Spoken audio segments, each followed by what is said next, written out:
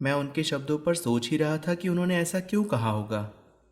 वे 95 साल के थे, इतने वृद्ध थे पर बहुत पहुंचे हुए महापुरुष थे, अंतर्ज्ञानी थे। मैं तो एक सामान्य मनुष्य था, तो मुझे ऐसा क्यों कहा होगा? प्रश्न उठ रहा था, मैं कौन हूं? क्योंकि अगर वे सत्य कह रहे थे तो मैं कौन हूं जानना आवश्यक प्रतीत हो रहा था, और वे कभी झूठ बोलेंगे ऐसा संभव नहीं था। और वे झूठ क्यों बोलेंगे? उनके शब्द मेरे भीतर कहीं गूंज रहे थे। अरे पगले, तू मेरे क्या पैर पड़ता है? तेरे पैर के नाखून के बराबर भी मेरी औकात नहीं है। मैं कब पहाड़ी के ऊपर से नीचे उतर गया यह पता नहीं चला। वे दोनों आदिवासी मुझसे मिलकर वापस घर की ओर रवाना हो गए। मैंने एक चट्टान के पास 2 फल खाए और रात को विश्राम का निर्णय लिया, क्योंकि कल पहाड़ी पर चढ़ना था। यह सारा इलाका मेरे लिए एकदम नया था। मैं धीरे धीरे उस छोटी पहाड़ी पर चढ़ रहा था। शाम तक चढ़ता रहा, फिर सूर्यास्त का समय हो चला और एक बड़े झाड़ के पास विश्राम किया। थोड़ी आग जलाई और उसके पास ही लेट गया। खाने के लिए एक फल खा लिया और इतना थक गया था कि लेटते ही नींद आ गई। चिड़ियों के चहचहाने से मेरी नींद खुली। चिड़िया कहीं विशिष्ट स्थान पर जाने के लिए एकत्रित हो रही थी। मेरे पास का अंतिम फल भी समाप्त हो गया था। फिर मैंने आसपास जंगल में तलाश शुरू की। कुछ केले के झाड़ दिखे, लेकिन वे ऐसी जगह पर थे कि वहां पर पहुंचा नहीं जा सकता था। उन तक पहुंचने में काफी परिश्रम करना पड़ रहा था। मैंने यह देखकर अपना इरादा ही बदल लिया और आगे बढ़ गया। आज रात के पहले उस पहाड़ी पर पहुंचने का लक्ष्य तो थामा था। मैं चलता गया, थोड़ा बैठता, चलता, ऐसा ही कुछ कर रहा था। इतने दिनों से जंगल में रहते रहते अब जंगल की आदत हो गई थी। पता नहीं क्यों एकदम निर्विचार स्थिति हो गई थी। बस यंत्रवत चल रहा था। ज्यादा चढ़ाई चढ़ता था तो आराम करता, बस चलता रहता। बड़ी विचित्र स्थिति थी। कहाँ जाना है? वह स्थान निश्चित था पर अज्ञात था। ऐसे अज्ञात स्थान की ओर जा रहा था। अभी मैं मुझे ही जानने का प्रयत्न कर रहा था। विदाई के समय के शब्द अभी भी मेरे कान में गूंज रहे थे। गुरुदेव को मेरे बारे में सब कुछ पता था, तो फिर इतने दिन बताया क्यों नहीं? और वे जो कह रहे थे इसका क्या अर्थ है? क्या वास्तव में मेरे भीतर कोई अज्ञात शक्तियां हैं जिनका ज्ञान मुझे नहीं है और उन्हें है? लेकिन वे शक्तियां प्राप्त करने के लिए मैंने तो कोई साधना ही नहीं की है, और कभी कोई शक्तियां मिले ऐसा कोई प्रयत्न भी तो नहीं किया। तो ये शक्तियां आई कैसे और आई क्यों? इन शक्तियों का आने का उद्देश्य क्या है? उन शक्तियों ने मुझे ही माध्यम के रूप में क्यों चुना है? क्यों? इसका कोई जवाब नहीं मिल रहा था।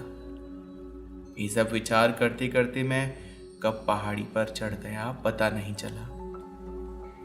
फिर रात में 2 बड़े पत्थरों के बीच में अपना स्थान बनाया और वहीं पर सो गया। सुबह बरसात में मेरी नींद खुली। एक बड़ा सा बादल आकर पहाड़ से टकराया और बादल के कारण मैं पूरा गीला हो गया। सूर्योदय हो गया था, पर मैं बादल में ही था, इसीलिए स्पष्ट नहीं दिख रहा था।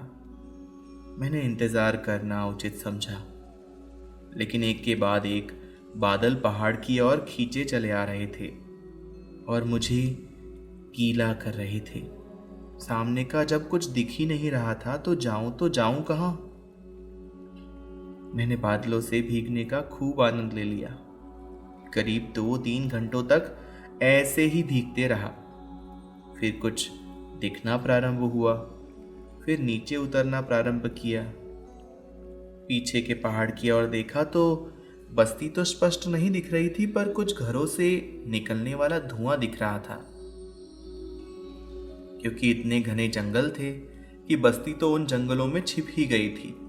वह बस्ती जो मैं छोड़ आया था, जहां पर मैं गुरुदेव के साथ रहा था, सब बस्तियां आंखों से ओझल हो गई थी। बस रह गया था धुआं। वही घरों से निकलने वाला धुआं ही दिख रहा था, मानो वह दृश्य कह रहा था, जिस प्रकार से बस्तियां ओझल हो गई, रह गया धुआं, वैसे ही एक दिन यह शरीर भी समाप्त हो जाएगा। रह जाएगा कर्म। जो कर्म करके जाएंगे, उन कर्मों के निशान बाकी रह जाएंगे। मैं सोचने लगा, बादल मनुष्य को नहलाए, यह मनुष्य की कोई औकात ही नहीं है। अन्यथा मनुष्य तो बरसात की एक एक बूंद के लिए तरसता है, और यहाँ बादल नहला रहे हैं। वास्तव में आज बादल नहीं नहलाते तो आज मैं यहाँ स्नान ही नहीं कर सकता था।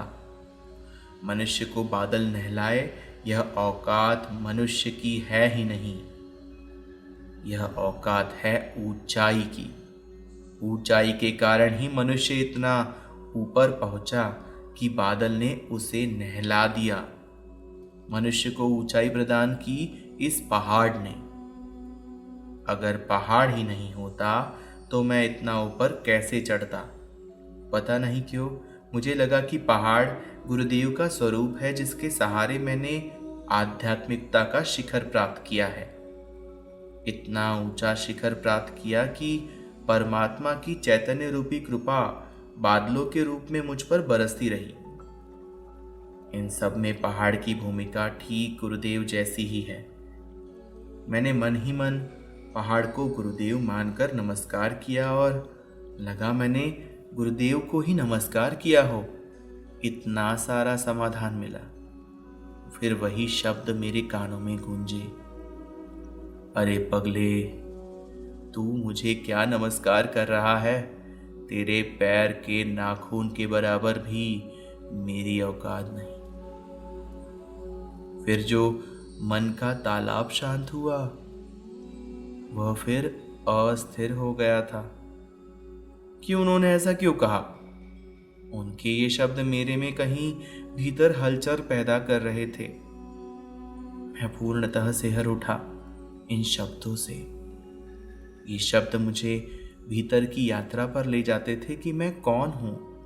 ये शक्तियां मैंने प्राप्त नहीं की, फिर किसकी शक्तियां हैं? कौन सी ऐसी शक्तियां हैं जिनके सामने 95 साल का एक मुनि भी नतमस्तक हो रहा है?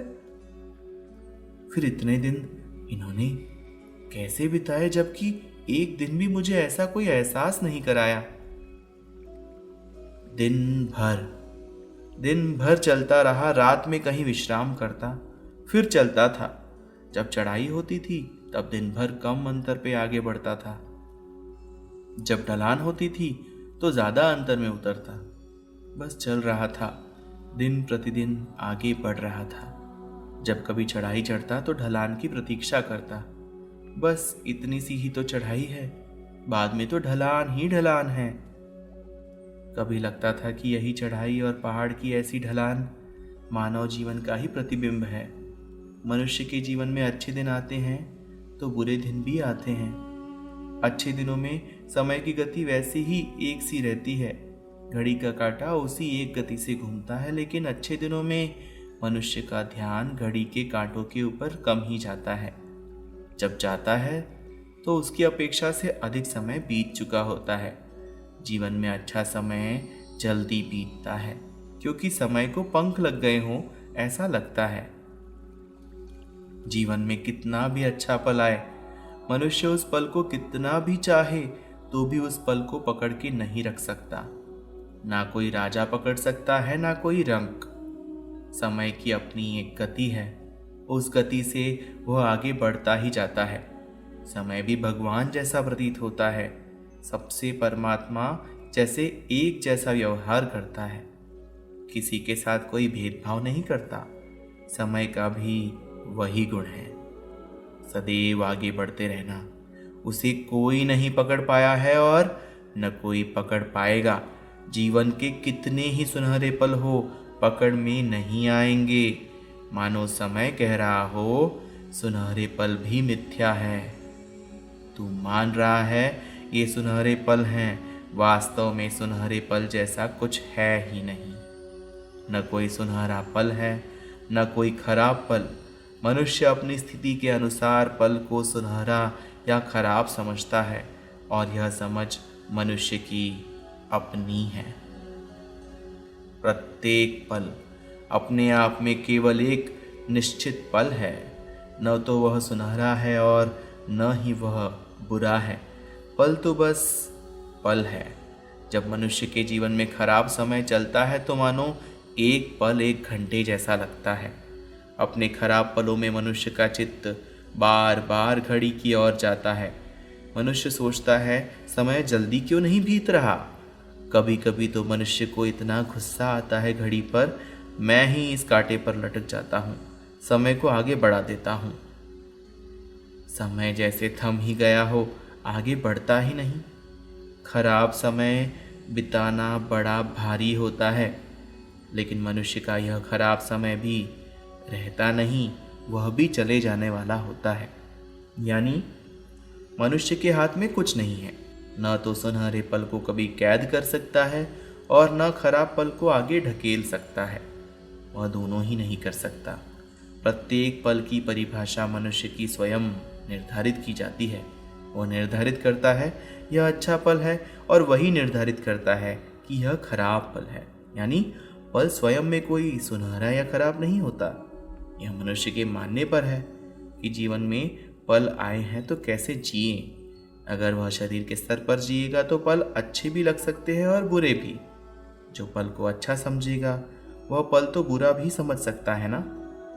मनुष्य के जीवन में प्राय अच्छे पल कम ज्यादा आते हैं। यानी शारीरिक स्तर पर पल को भोगने में नुकसान ही नुकसान है।